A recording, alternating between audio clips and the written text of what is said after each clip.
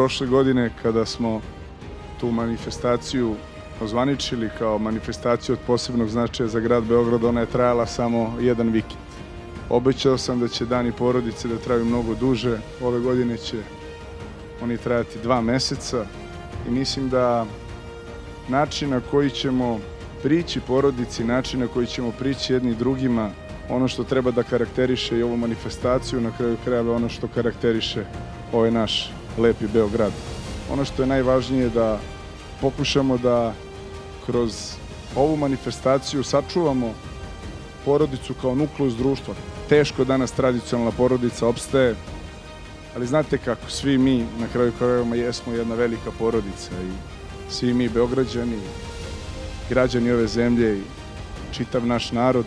Još jednom vam želim puno radosti, lepog raspoloženja, vedrine. Uživajte ova 2 meseca, čuvajte jedni druge, vodimo račune jedni o drugima, jer Beograd jeste uvek bio grad otvorenog srca.